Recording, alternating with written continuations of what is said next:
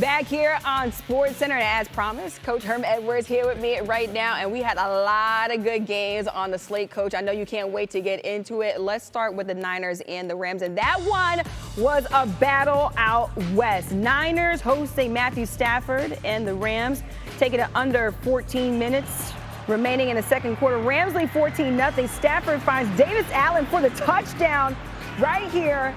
The extra point is good, and the Rams lead 21-0 and 13 minutes remain in the game. Niners down 28-14. Mac Jones scrambles, hits Luke Farrell for the touchdown. The extra point is actually blocked on this one. Niners down 28-20. Rams up 35-20. Stafford hits Colby Parkinson, goes all the way in for the touchdown. Rams go on to win 42-26. Lindsey Theory with Puka Nacua after the game. Puka, six touchdown drives for you guys today. You are in on the second one of the day. What is clicking so well for this offense? When we walk in the huddle and we feel the presence of number 9, it just makes it so fun. We have so much confidence and belief in him. The heart and soul of our offense goes through him, and it's fun when he feels good. V8. He makes it so fun. When we go out there and you can tell when he's on a heater, it makes our offense unstoppable. On a heater, that last touchdown pass, he finishes it with a shimmy shake. Puka, what did you see from that? I think you see the excitement that number 9 plays with and the true enjoyment he has for the game of football. It's something that makes our offense run, and when you see that excitement come from him, it gets you dancing too. Devontae Adams did not finish the game for you guys today, but what has he meant for this offense, especially today? I think it's pretty evident when we get close to the 10-yard line where the ball's going, and he continues to be the best in the world at it. We have so much confidence in him. His ability to create openings for our offense is unlike any other. So we're blessed to have him, and we'll know we'll be taking great care of him. Sean McVay emphasizing fast starts. What's it mean for you guys to get a fast start against the 49ers and avenge that Week 5 loss? 100%. Fast starts, and it allows for complementary football. We think about the times where we can help our defense and they can help us. 4th down stops. They don't go down as a turnover, but, man, that leads so much momentum in for us coming on the field, and we try to take advantage of those moments. Is the whole team going to adopt the shimmy shake? I'm going in right now with the shimmy shake for sure. Thanks, Puka. Thank you. They're feeling good out there. Matthew Stafford has been playing MVP caliber football recently. He's the first player in NFL history with 4 passing touchdowns and no interceptions in 3 straight games. He has 13 touchdowns and no picks over the last 3 weeks. Coach, this is what the young kids would call balling out of your mind right now. That's what Matthew Stafford is doing. How important was it for the Rams to win this game, though? Well, think about it. 5 weeks ago, they lost to San Francisco. This is a big division game. They know they're going to see these guys down the road. And they did what they needed to do. They needed to win this game. I had to go on the road up to San Francisco. I know it's not far, and LA had to go to San Francisco. But Matthew Stafford was outstanding. Their defense did a nice job. Getting Puka back obviously helps their offense. He is playing outstanding. He's a candidate for an MVP right now, Matthew Stafford. That's how he's playing. He's playing at a very high level. This is a fun division. It's not over by any stretch of the imagination.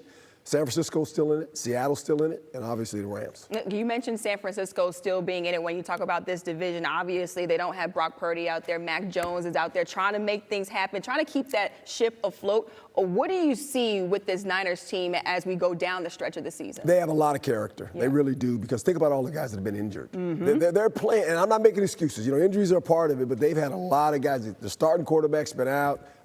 Warner gets hurt. I mean, they have a bunch of guys that have been missing. Brandon Ayuk is out. Yeah. Ricky Pearsall is out. They make no excuses. They keep finding ways to win. But this was a game that the Rams needed to make a statement.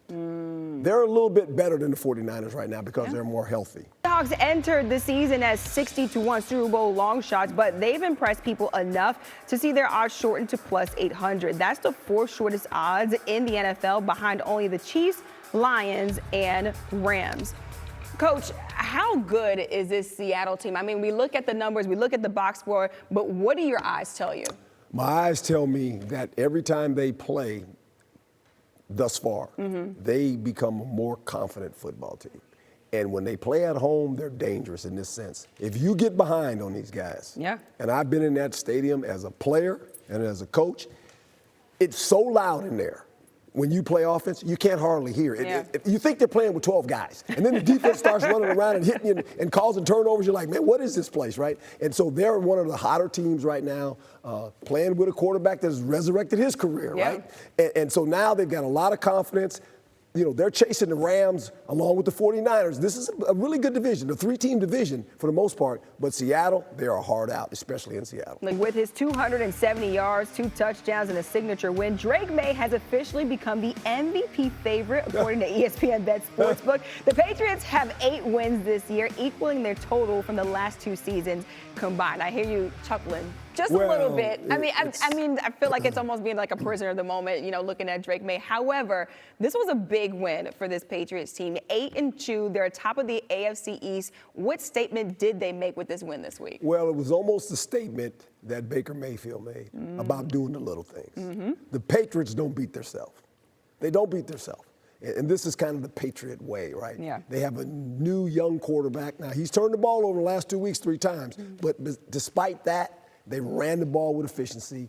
They kept Baker Mayfield in the pocket for the most part because no explosive plays down the field. So they just methodically just kept playing boom, boom. It's like a hammer. You're hitting a rock. The rock ain't cracking yet. Yeah. Just keep hitting it. Death by 1,000 cuts. They don't make mistakes, and they're not going to beat themselves.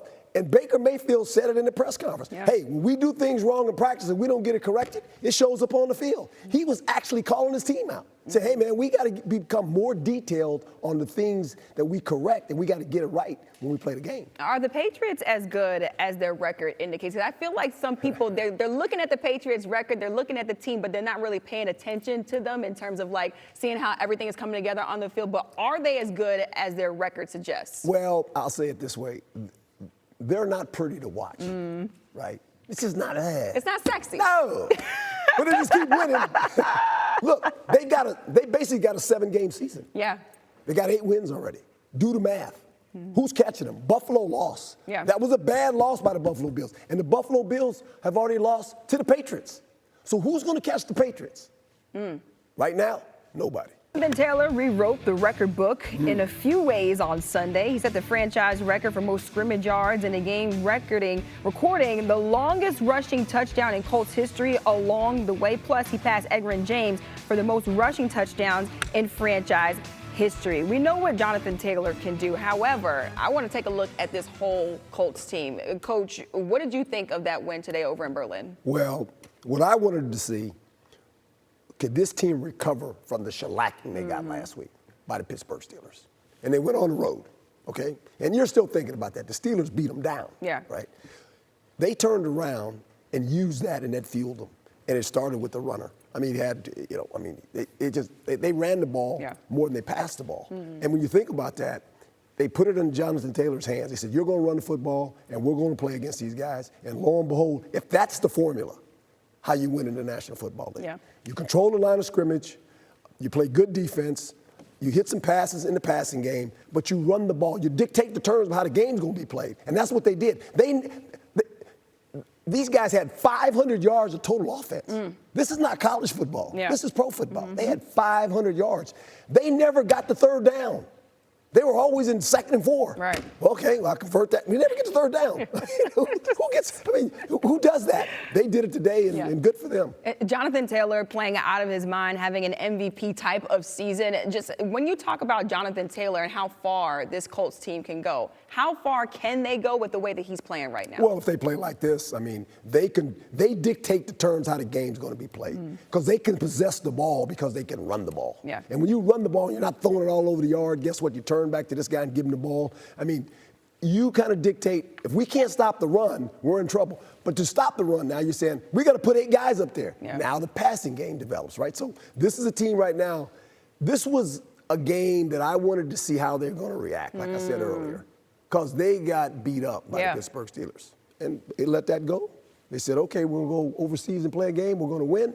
A nice trip home, that's for sure. Look, it's how you bounce back. It's that's how you bounce back right. from that loss. All right, let's go. 10 weeks into the season, and the Bills' resume is surprisingly lackluster. Their only win against a team above 500 is the Chiefs, making the 5-5 Panthers their second best win of the season. Buffalo's 3 losses are to New England, Atlanta, and now Miami. Coach. Oof. Whoa, what is going on in Buffalo? Yeah, this is a head scratcher because you think about the Buffalo Bills. They beat Kansas City last week.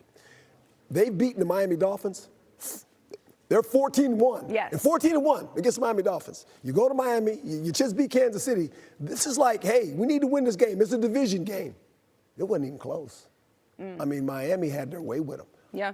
They threw the ball on them. They ran the ball on them. Defensively, they couldn't stop them. I mean, this was, and they turned the ball over. Yeah. I mean, it looked like, what is wrong with you guys? Now, all of a sudden, in this division, everybody has 2 division losses except who? The Patriots. See, look, I'm telling you, people are not looking at the Patriots, but the way that if they keep winning these games, and if Buffalo You're keeps running out of losing, games. You're running out of games in the season. This is what I want to know, Coach. What exactly is wrong with this Buffalo team? Because they got Josh Allen, they got the pieces, but what is wrong? Why are they having these types of losses? People can bully them when they run the ball. Yeah. And on offense, this is the question I always ask myself. When they break the huddle on offense, who scares you? Quarterback. Yeah. And maybe the runner. Right. Does the receiver scare you? Nah.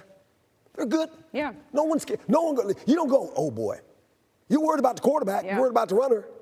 But the receivers, they're good receivers. They're professional receivers. They're good football players. Right, right. But no one is like, I'm worried. Yeah, you don't want to hear that week 10 into the season because just like you said, we're running out of games on this schedule. Edwards, Amina Smith here with you at the top of the hour. Go ahead, because I know you already. This whole Baltimore Ravens thing is a head scratcher for me. A little bit. Because when you think about it, 3 weeks ago, 3 weeks ago, right? They're sitting there at 1-5. Right. And I'm going, they're done. They can't win this division. They're done. They've won 3 in a row. Yep. Now they're 1 game behind the Pittsburgh Steelers. Lamar Jackson is back, who gives this team energy and hope. And now they look completely different. Their defense is playing better. They just look like a different football team. In the beginning of the season, you're going, is that the Baltimore Ravens team that I'm watching play right now? They're a whole entirely different team, and they have no division losses. Yeah, 4-5, and now second in the AFC North. And just like you mentioned, just a couple of weeks ago, they were 1-5. Everybody's like, is this team a playoff team? Yeah. How much of a playoff team are they with Lamar Jackson at the helm right now? Well, they continue to get better. And what I like, we know when Lamar gets there, he's going to give them energy, the offense, but the defense has improved. This was a shoddy defense.